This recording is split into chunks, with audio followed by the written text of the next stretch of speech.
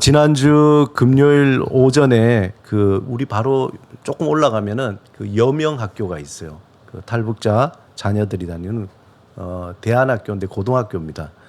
그 여명 학교에서 이제 설교를 부탁을 받아서 설교를 했는데 8월 달에는 이제 여기 이제 그 강서구 쪽으로 폐교가 있는데 그쪽으로 옮긴다 그러더라고요. 그래서 특별히 마지막 설교였어요. 거기가 굉장히 의미 있게 보냈는데 여기 학생들이 대부분 이제 탈북 기간 동안에 중국에 그냥 이렇게 보내진 아이도 있고 또 부모님이 한국에 와서 출생한 아이도 있고 그렇게 이제 좀 다양합니다. 근데 이 아이들이 이제 주로 바로 보내지고 여기 와서 있다 보니까 사실상 그 주민등록이 없는 거예요. 그러니까 교육을 제대로 못 받고 그리고 그러다 보니까 여러 가지 마음의 상처가 많이 있습니다. 우리가 상상할 수 있는 그 이상의 상처들을 많이 가지고 있어서 그래서 설교하기 전에 거기 담당 교사님이 저에게 그 전에 전화 와서 목사님 얘들은 이렇고 이렇게 해서 설교할 때 그때 너무 상처받지 마시라고 또 뭐 애들이 산만해도 상처받지 마시라고 그렇게 얘기를 했습니다. 이미 뭐 저는 그 부분에 대해서 많이 알고 있어서 괜찮다고 가서 설교를 하면서 마음이 기도 제목이 하나 큰 게 왔더라고요. 정말 참 귀한 아이들인데 와서 한국에 와서 어떻게 보면은 한국 사회의 투명 인간과 같은 그런 존재인 거거든요. 그 아이들이 잘 자랐으면 좋겠다. 귀한 사역이다. 그런 생각이 들었습니다. 그날 이제 그림이 같이 그린 그림이 저 십자가 옆에 아이들하고 그렸던 그림입니다. 갔다 온 이야기를 제 아내하고 이렇게 하다가 예전에 우리 같이 한번 영화 본 게 있는데 가버나움이라는 영화 혹시 기억하는지 모르겠습니다. 우리 청년들 안 봤을 테고 보신 분들 있었을 텐데 이 영화가 굉장히 충격적이었어요.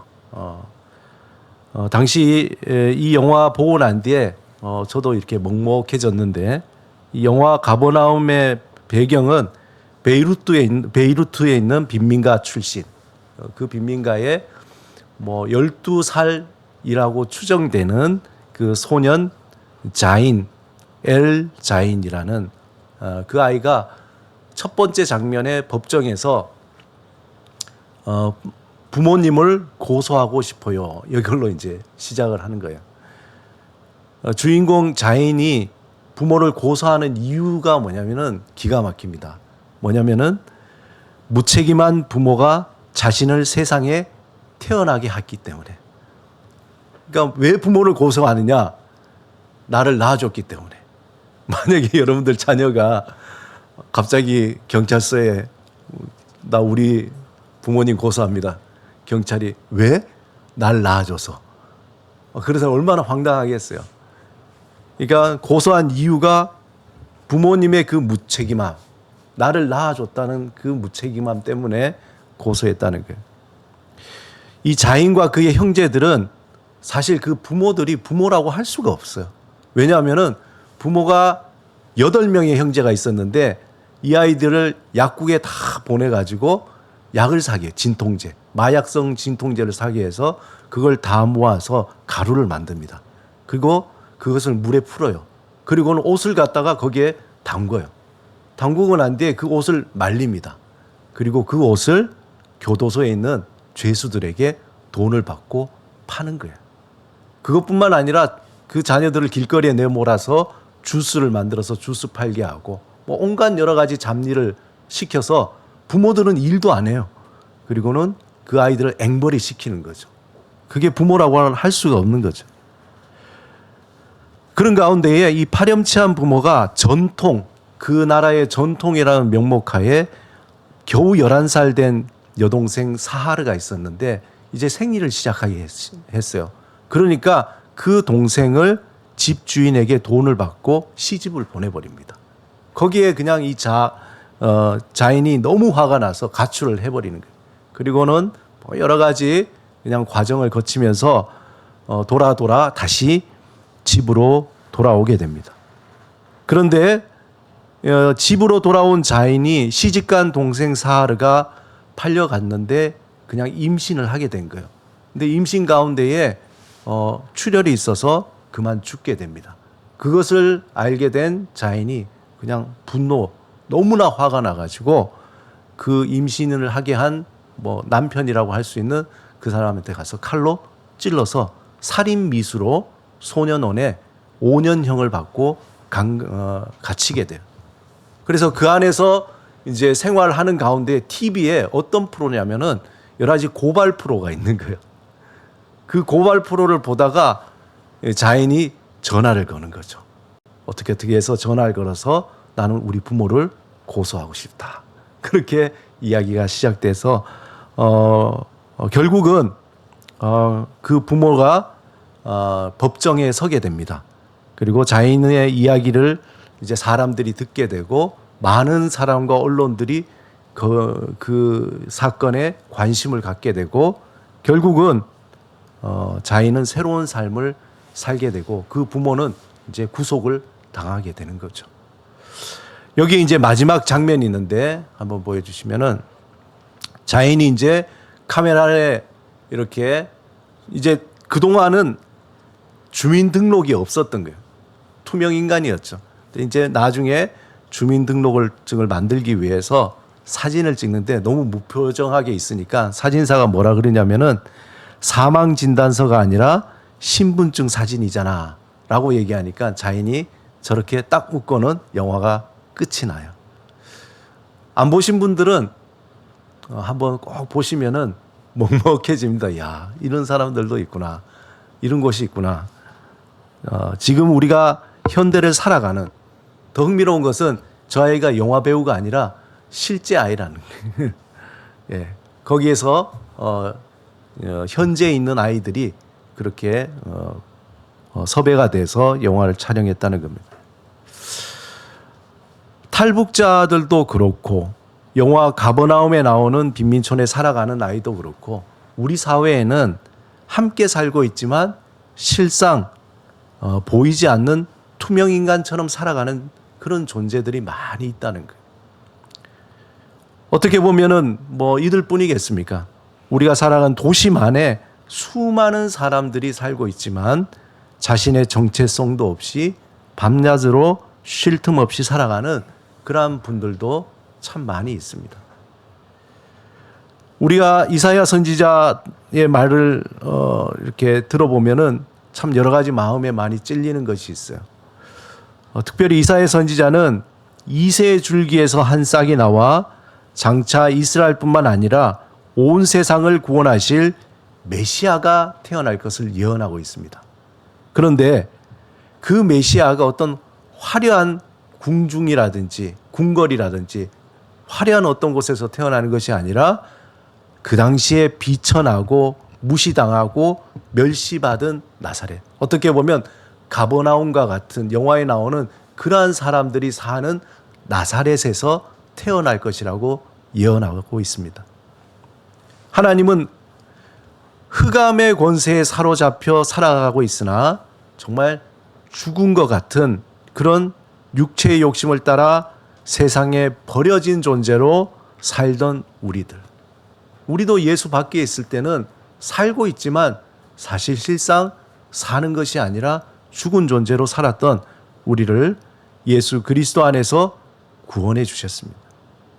이전에 죄와 죽음의 굴레 속에서 혼돈과 허무와 두려움에 살았지만 이제는 우리가 하나의 정체성이 생긴 거죠. 하나님의 자녀라는 정체성, 거룩한 백성이라는 정체성이 생겼습니다. 그리고 죄와 죽음의 권세에서 우린 자유하게 된 겁니다. 이전에 이리저리 방황하면서 거할 것이 없던 고아처럼 살았지만 이제는 골로새 2,6,7번지 즉 하나님 나라라는 우리가 거주하는 안전한 거주지가 정해진 거예요. 우리에게는 하나님의 자녀라는 정체성과 하나님의 나라라는 거주지가 분명하게 있는 존재로 하나님이 우리를 부르셨습니다. 그 누구도 그 무엇도 하나님과 그 사랑의 관계를 끊을 수가 없는 거예요. 그 누구도 하나님 나라에서 우리를 내쫓을 수가 없어요. 골로새 2, 6, 7번지에서 가장 중요한 것이 있다면은 다른 게 아니에요.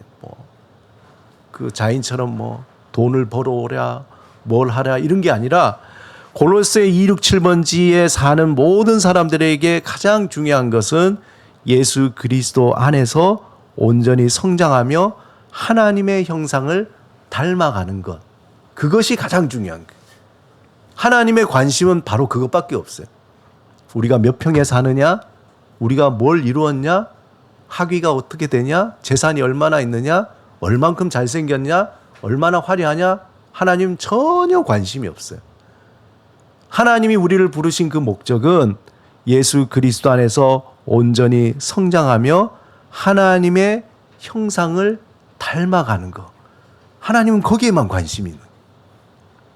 이를 위해서 흑암의 권세 아래 있을 때 가졌던 우리의 옛날 습관이 있잖아요. 그 행위를 벗어버리고 새 사람을 입고 하나님의 형상을 따라 우리 새롭게 변화되는데 우리도 관심을 가져야 되는 거예요. 그러므로 새로운 삶을 위해서 무질서한 나의 내면을 잘 청소해야 되죠. 우리가 예수 믿었다고 우리가 지금 완전하게 하나님 형상이 된 것이 아니에요. 서서히 우리 안에 변화가 일어나는 거죠. 그러기 위해서 우리 내면을 들여다보고 우리 안에 무질서한 것들을 질서 있게 만들기 위해 청소하고 정리해야 되는 거예요. 내면을 청소하고 정리하는 시간과 과정이 필요하다는 거예요. 비록 우리가 골로새 2, 6, 7번지에 이사 왔지만 여전히 버리지 못하는 옛 습관이 있습니다. 또 곰팡이와 같이 호시탐탐 누리는 마귀의 유혹과 시험이 있다는 거예요. 내면적으로는 옛 습관이 있지만 외부적으로는 우리를 그냥 무너뜨리려는 마귀의 시험과 유혹이 있다는 거예요. 우리의 옛 습관은 가만히 두면 어떻게 되느냐? 나도 모르게 어느새 세상에 보암직하고 먹음직하고 탐스러운 것에 자꾸 시선이 돌아가는 거예요. 이상하게. 게다가 마귀의 유혹과 시험은 교묘하게 우리의 생각과 마음을 막 흔들어 놔요. 믿음을 뿌리를 막 흔들어서 온전히 믿음의 생활을 못하도록 그렇게 만드는 거예요. 그들은 예수 그리스도의 복음이라는 이것을 왜곡시키기 시작해요. 그리고 여기에다가 물을 타기 시작합니다. 세상의 헛된 철학과 헛된 속임수와 헛된 것을 쫓아 살아가면서 살도록. 그래서 어느 순간 우리의 삶을 다 파괴하는 거예요. 그리고 가정을 깨트리는 거예요. 그리고 모든 것을 다 무너뜨리는 게 마귀 사탄의 전략인 거죠.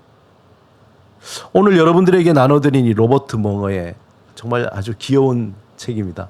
안 가지셨으면 나가실 때 꼭 하나씩 받으시기 바랍니다. 내 마음 그리스도의 집, 로버트 멍어의 그 교수가 쓴 책입니다. 이게 이제 내용은 짧지만 예수 그리스도를 믿고 하나님의 다스림이 어떤 것인가에 대한 굉장히 좋은 통찰력을 주는 베스트셀러예요. 제가 이거 대학교 1학년 때 읽었는데 아직까지 읽히고 있는 베스트셀러. 일단 어때요? 작잖아요. 내용이. 앉아서 한 30분 안에 다 읽을 수가 있어요. 천천히 읽어도. 또 재밌어요. 내용이 보면은. 근데 이 책에서 주인공은 예수 그리스도를 영접하고 주님과 교제를 나누면서 자신의 마음이 주님의 것이 되기를 원했어요. 그리고는 비유적으로 주님을 자신의 그 집으로 마음의 집으로 초대해서 집안 구석구석을 소개하는 거예요. 서재도 보여드리고, 그리고 주방도 보여드리고, 거실도 보여드리고, 그리고 오락실도, 침실도, 벽장도 보여드리고. 그러면서 자기도 모르게 막 엉클어진 그런 모습들, 그리고 보여주고 싶지 않았던 어떤 그런 것들이 그 안에서 막 드러나기 시작해요. 그러면서 서서히 새롭게 집을 정리하고 자신의 모든 영역이 주님께 완전히 명의 이전되도록, 마지막 장이 명의 이전이에요. 명의 이전되도록 하게 되는 거죠.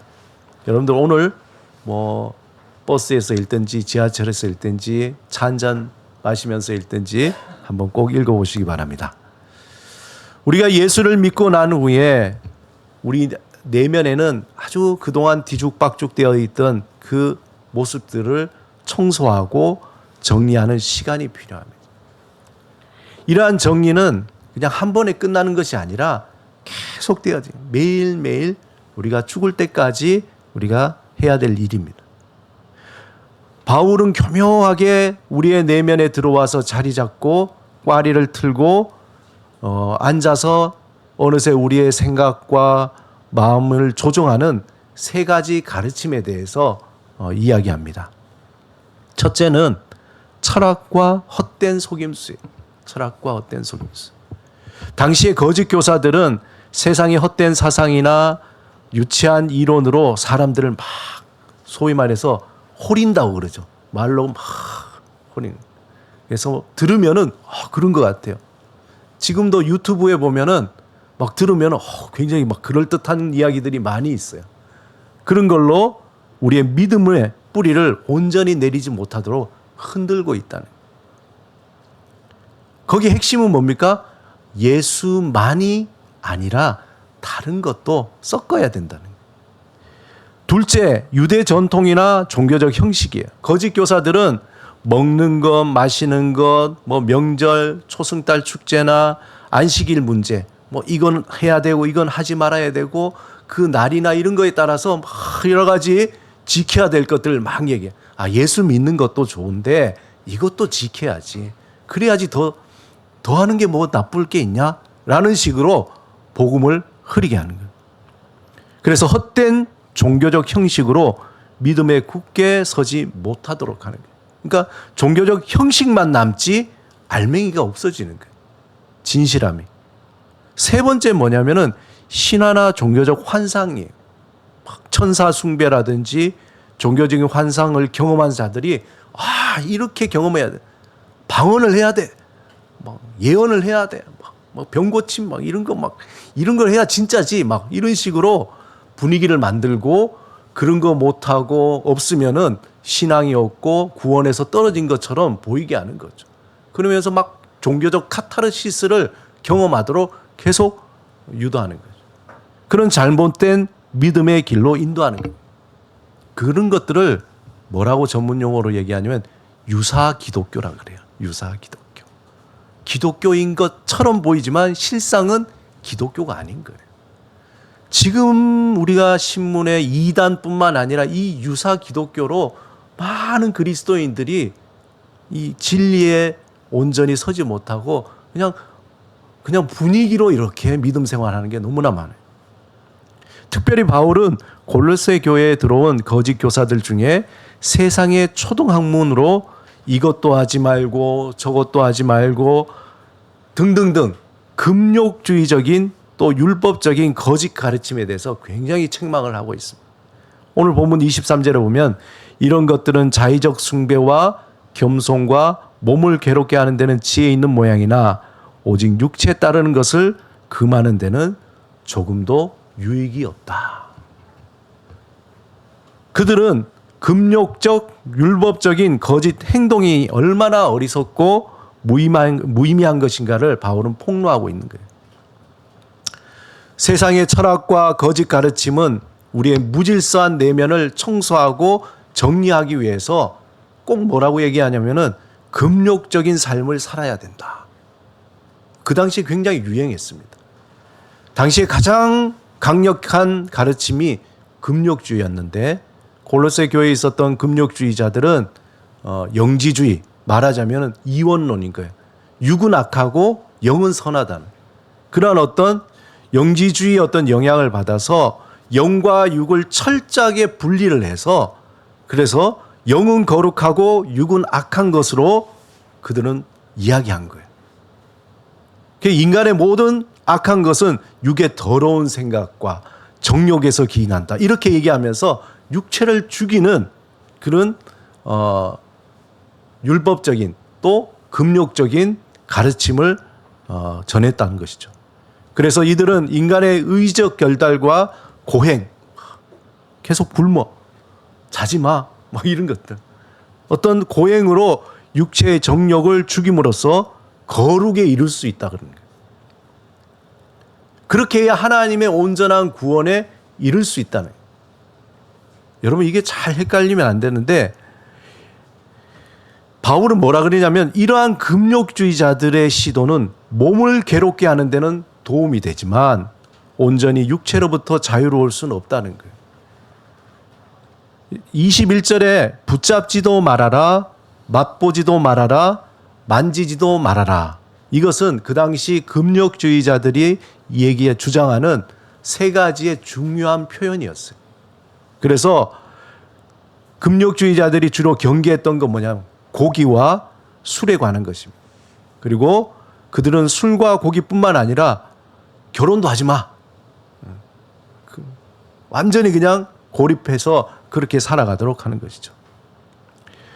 예수 그리스도의 복음으로 구원을 얻는 것은 우리의 행위가 아닌 하나님의 전적인 은혜로 구원을 얻습니다. 그렇다고 우리가 방종하라는 건 아니에요. 우리가 하나님의 은혜가 우리에게 임해서 예수 그리스도를 믿고 그것에 너무 감사해서 우리가 때로는 금식도 할 수도 있고 우리가 때로는 우리가 절제도 하고 때로는 우리가 하나님 앞에 거룩함으로 어떤 것을 우리가 금할 수는 있지만 그런 것들을 금함을 통해서 하나님의 구원에 이르는 것은 아니라는 거예요. 오히려 하나님의 은혜가 너무나 커서 내가 오히려 하나님 앞에 더 거룩하게 살려고 하는 것이죠. 또 어떤 사람은 갈라디아 교회는 이걸 알고 마음대로 하면 되겠네. 이제 우리는 죄사함 받았으니까 지금 구원파처럼 이제 마음대로 살아도 되겠네. 지금 우린 죄가 없어졌어. 그리고 막 방종하는 거예요. 그러니까 바울이 뭐라고 얘기하냐면 갈라디아서 5장 13절에 형제들아 너희가 자유를 위하여 부르심을 입었으나 그러나 그 자유로 육체의 기회로 삼지 말고 오직 사랑으로 서로 종노릇하라. 하나님이 구원하여 주셨고 죄에서 자유케 하여 주셨는데 이제 그 자유함으로 오히려 더 서로 섬기고 사랑하라는 거예요. 하나님이 은혜로 주신 구원과 자유를 진정으로 받은 그러한 사람은 하나님 나라의 회복과 샬롬을 위해서 마음을 다해서 헌신하게 되어 있습니다. 국내 위조 지폐 감별 전문가가 있는데 몇 명이 안 돼요.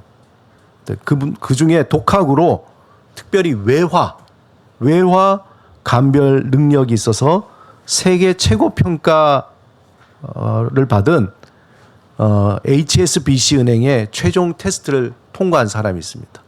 그 최초의 위폐 감별사가 그 이름이 신도섭이에요. 섭이라고. 섭인데 신도섭 이름도 끝내주지 않아요? 도섭, 신도섭. 하루에 이분이 300에서 400장의 위폐를 감별한대요.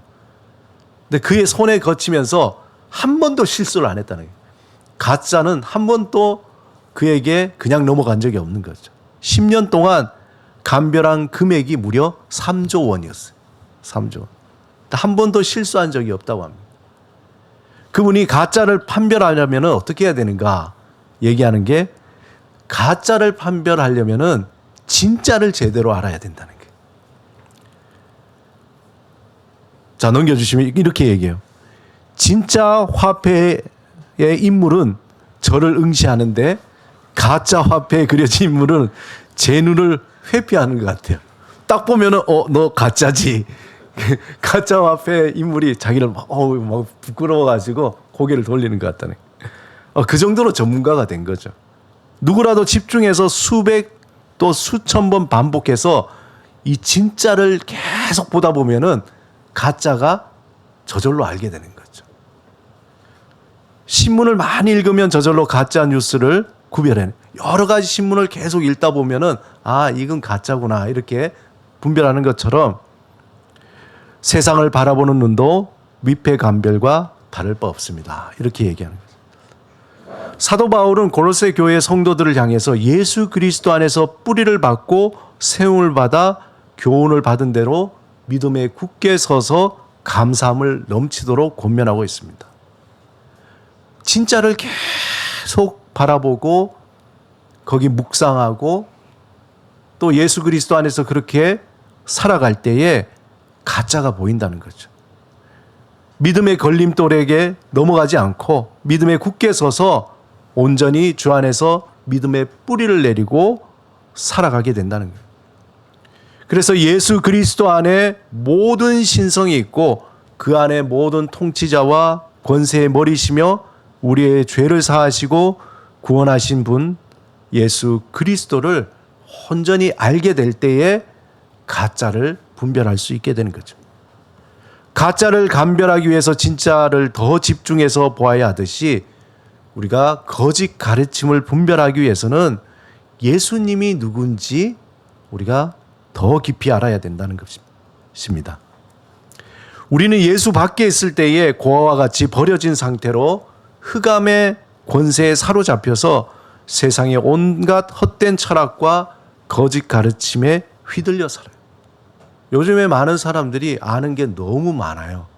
유튜브를 통해서도 지식이 갑자기 폭증해요.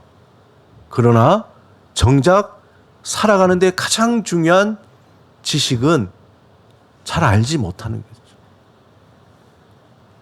그냥 많이 아는 것 같은데 실제적으로 고난이 오거나 고통이 오거나 삶의 문제가 왔을 때 그것을 뚫고 나가는 통찰력과 지식이 없는 거예요. 요리 프로그램에 요리 엄청 많이 하는데 정작 요리를 하나 하라 그러면은 못 하는데요.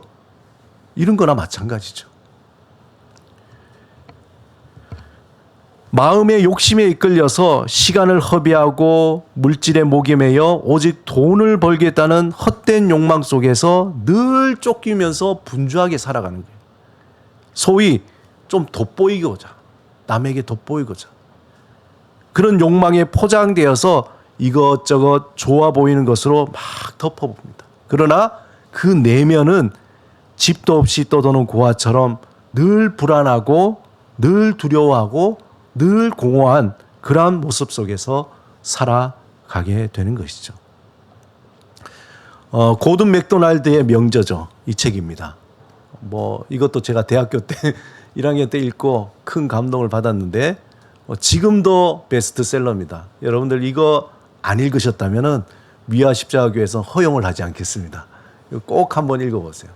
정말 좋은 책인데 고든 맥도날드의 내면 질서와 영적 성장에서 그는 이러한 분주한 인생, 어떤 외적인 것을 위해서 쫓아가고 내면을 다스리지 않고 돌아보지 않는, 청소하지 않는 그러한 인생에 대해서 어떻게 얘기하냐면 싱크홀 증후군이라고 그래요. 싱크홀 증후군. 뭐냐면은 자신의 내면에 온갖 쓰레기와 잡동사니로 쌓여 무너질 것 같아도 그래도 더 많은 일, 더 많은 모임, 더 높은 학력, 더 넓은 대인관계, 더 바쁜 일, 뭔가 자기 외적인 것에 더 화려하게 보이려고 그것에 더 신경을 쓰는 거죠.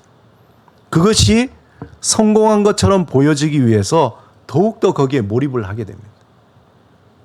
그럴수록 내면에 쌓여지는 잡동사니는 정리가 되지 못하고 또 수많은 물건들이 더 이상 이제 무게를 지탱하지 못해서 무너져서 허무함이라는 큰 싱크홀이 생겨버립니다. 하나님은 이제 우리에게 잘못된 그러한 시선을 돌려서 위의 것을 찾으라 그러는 거예요. 위의 것. 골로새서 3장 1절 2절 우리 한번 같이 읽어보겠습니다. 시작. 그러므로 너희가 그리스도와 함께 다시 살리심을 받았으면 위의 것을 찾으라. 거기는 그리스도께서 하나님 우편에 앉아 계시느니라. 위의 것을 생각하고 땅의 것을 생각하지 말라. 위의 것이라고 하지만 위가 아니라 실질적인 것은 우리의 내면인 거죠. 하나님과 나 사이의 관계를 잘 살펴보라. 너 정말 하나님하고 깊은 관계에 있냐? 너 정말 하나님과의 그 사귐에 관심이 있냐? 너 정말 하나님을 그렇게 신뢰하고 있냐? 그렇게 물어보면 아유, 바빠요 하나님. 나 지금 딴 일도 바빠요. 다른 일 처리하기도 바빠요. 너 이거 해야 되고 저거 해야 되고 산더미 같이 쌓였어요. 그건 나중에 할게요. 나중에 할게요. 나중에 할게요. 언젠가는 싱크홀로 뻥 뚫려서 어떻게 됩니까? 나도 무너지고 가정도 무너지고 내 삶도 완전히 무너지는 거예요. 되게 아이러니한 것은 고든 맥도날드가 이 책을 쓰고 인기 스타가 돼서 너무 분주했어요. 너무 바빠가지고 나중에 일이 터졌어요. 간음을 하게 된 거예요. 그리고는 이분이 수년 동안 사역을 내려놓고 회개하고 활동을 중단했어요. 너무나 재밌잖아요. 예전에 가정사역을 위해서 어떤 분이 양은순 씨라고 그분이 가정사역에 대한 책을 썼어요. 이분이 쓰니까 너무 인기가 좋아서 전국 어디 뭐 세계 돌아다니면서 가정 어떤 그런 강의를 하다 보니까 가정을 못 돌봤어. 결국은 이혼했어요. 너무 웃기지 않아요? 무슨 얘기입니까? 우리가 아무리 이러한 책을 쓰고 하더라도 내 내면을 살펴보는 그 시간을 가지지 않으면은 싱크홀 언젠가는 뻥 뚫려서 우리 안에 공허함 그것으로 다 무너져 버린다. 그렇기 때문에 너희가 그리스도와 함께 다시 살리심을 받았으면 위의 것을 찾으라. 너의 내면을 보라는 거예요. 하나님과의 그 관계를 보고 지금 너 정말 하나님을 신뢰하고 있냐? 정말 하나님과 친밀한 관계가 있냐? 너 하나님의 관심이라도 있냐? 그렇게 얘기하는 겁니다. 사랑하는 여러분, 저와 여러분은 이제 골로새 267번지에 사는 하나님의 자녀입니다. 참된 인생의 성공이 어디에 있습니까? 참된 인생의 성공은 삶의 어떠한 상황에서도 마지막까지 예수 그리스도의 믿음을 붙잡는 겁니다. 모든 걸 다 잃어버려도 예수 그리스도를 믿는 믿음을 잃지 않았다면 그것은 하나님 앞에서 성공한 인생이에요. 최근에 제 주변에 너무 아픈 분이 많고 또 너무 힘든 일을 당한 분들이 많이 있어요. 제가 아는 지인은 갑자기 뭘 잘못해가지고 그냥 마이너스 42요. 한순간에. 또 어떤 분은 최근에 진짜 이틀 전에 저희 선배, 신학교 선배가 자다가 심장마비로 돌아가셨어요. 나이가 59세. 갑자기 돌아가셨어요. 우리 삶에는 어느 순간 갑자기 일어난 일들, 예상치 못한 일들이 많이 있어요. 어느 순간에 우리가 모든 것을 잃어버려도 그래도 그 가운데 예수 그리스도를 믿는 믿음을 잃지 않았다면 그 사람은 성공한 사람이에요. 우리가 살다 보면 내가 원치 않게 어려움도 당할 수가 있어요. 내가 원하지도 않게 병들 수도 있어요. 내가 생각지도 못한 일을 당할 수도 있습니다. 그러나 그때에 정말 그때 하나님과 나 사이에 그 관계가 드러나게 되는 거죠. 그것은 하나님 앞에서 성공한 인생이라는 거예요. 만약 모든 것을 다 가졌다 해도 예수 그리스도를 믿는 믿음을 잃어버렸다면 하나님 앞에서 그 사람은 실패한 인생이라는 거예요. 그러므로 예수를 알고 예수 안에 성장하고 예수를 증거하는 삶에 우리는 관심을 가져야 돼요.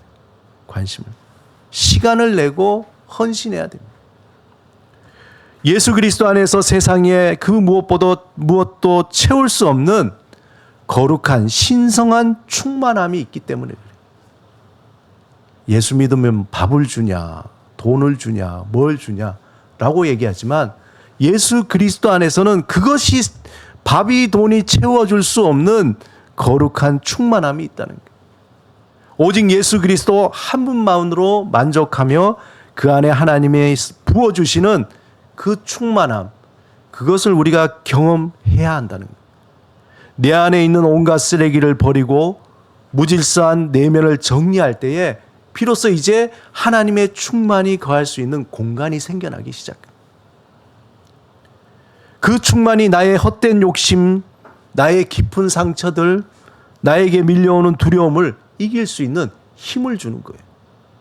그 충만이 이전에 보지 못했던 것을 보게 하고 이전에 알지 못했던 것을 알게 하는 거예요. 이야, 이제서 알았네. 내가 참 헛된 삶을 살았구나. 깨닫는 거예요. 그리스도 안에 충만을 경험하니까 이야, 내가 그걸 선택했다니 정말 잘못했네. 야, 내가 정말 이렇게 살았다니 정말 잘했구나. 깨닫게 되는 거예요. 그 충만함이 하나님의 감동과 거룩한 상상력을 만들어내요. 하나님의 충만이 우리에게 임했을 때 이걸 해봐야 되겠다. 거룩한 충만, 그 상상력, 그래서 하나님이 기뻐하시는 일을 행하게 되는 거예요. 매일 예수 그리스도 안에 뿌리를 받고 세움을 입으며 가르침을 받아서 그 믿음에 굳게 서서 감사함에 넘치게 하는 그 시간을 여러분 따로 떼어놔야 됩니다. 하나님과 조용히 만나는 시간을 특별히 떼어놓기 바랍니다. 말씀을 읽고 내 마음의 쓰레기를 버리고 잡동사니를 정리하는 그 시간을 가지시기 바랍니다. 나의 마음의 상처와 삶의 무거운 짐을 맡기는 그 기도의 시간을 여러분 놓치지 마시기 바랍니다. 특별히 주일 공동체 이 예배를 마음과 뜻과 정성을 다해서 드리는 것이 모든 것의 시작이고 중심이라는 거예요. 그거 아세요? 주일 예배의 그 밀도만큼 그 사람의 삶의 신앙의 밀도가 만들어지는 거예요. 무슨 얘기냐? 대충 뭐 오늘 주일이니까 예배 드리고 그러면 그 사람은 그러한 신앙으로 자꾸 느슨해지고 그러다 보면 싱크홀이 생기는 거예요. 지혜도 없어지고 통찰력도 없어지고 옛 습관대로 보암직하고 먹음직하고 탐스러운 것에 더 그게 커 보이는 거예요. 그리고는 덥석 자기의 시간과 물질과 능력을 거기다 다 쏟아놓고는 어떻게 됩니까? 모든 것이 허무하게 끝나버리는 거예요. 그리고는 가슴을 치게 되는 거죠.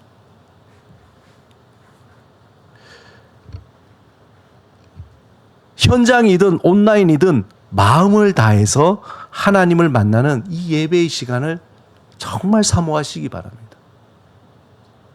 습관적인 예배, 형식적인 예배가 아니라 하나님을 간절히 만나겠다는 그 사모함으로 드리는 예배가 되어야 합니다. 제가 예배 준비하면서 기도하다가 갑자기 그 생각 들었어요. 옥 목사야, 너 날 정말 그렇게 생각하냐? 어떻게 생각하냐? 날 하나님처럼 생각하냐는 거예요. 제가 깜짝 놀랐어요. 그게 무슨 말입니까? 하나님처럼 생각하죠. 너 정말 날 하나님처럼 생각하냐?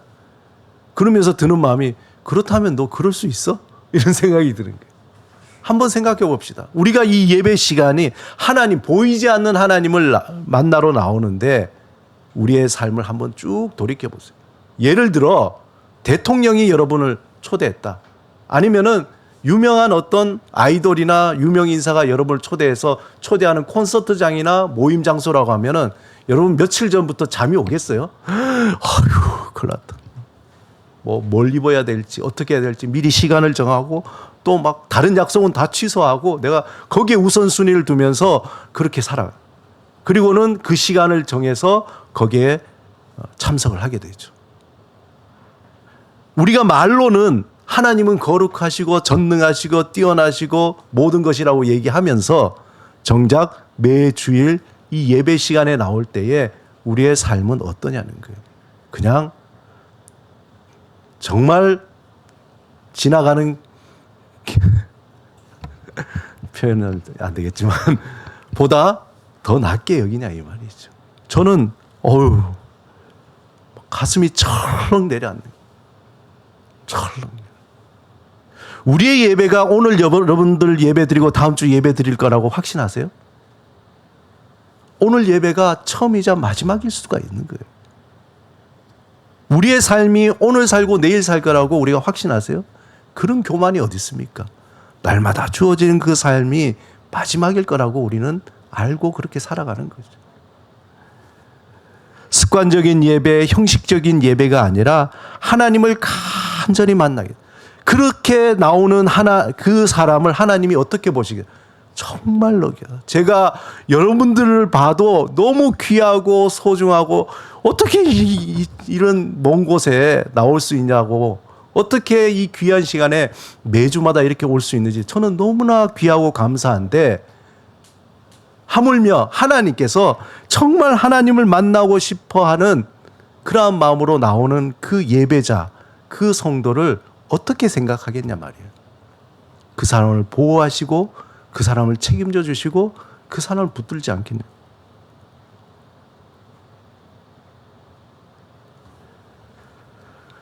하나님의 이름을 부르는 찬양의 시간, 한 주간의 삶을 돌아보는 회개의 시간, 함께 기도드리는 올리는 그 시간, 모든 것이 하나님의 것임을 고백하는 헌금의 시간, 하나님의 음성을 듣는 말씀의 시간, 거룩한 성찬의 시간, 함께 나누는 공동체 시간, 이 모든 순간 다 소중하게 여기며 여기에 우리의 삶의 태도가 있고 하나님을 향한 태도가 있고 우리가 살아가는 삶의 기준이 여기에 서게 되는 겁니다. 사랑하는 여러분, 예수 그리스도를 향한 믿음과 확신이 선명하면 선명할수록 우리를 미혹하는 거짓 진리와 헛된 생각들, 헛된 소망과 욕심을 온전히 분별할 수 있습니다. 날마다 예수 그리스도 안에서 깊이 믿음의 뿌리를 내리는 경건의 훈련을 통해서 하나님의 충만함과 영적인 분별로 우리 안에 있는 쓰레기를 버리고 또 삶을 정리하고 새롭게 하나님을 알아가는 그러한 삶을 살아가시기를 주님의 이름으로 축원합니다. 우리 함께 기도드리겠습니다. 말씀을 생각하시면서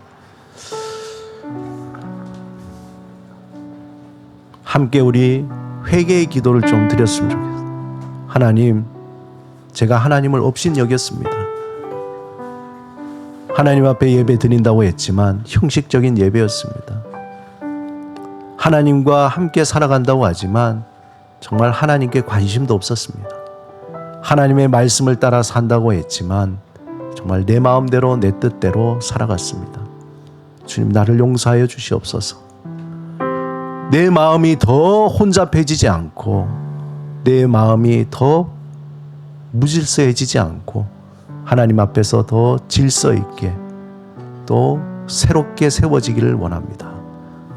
예수 그리스도 안에 그 뿌리가 깊이 박혀서 하루하루 살지만 정말 믿음 안에서 승리하는 그러한 삶을 살기를 원합니다.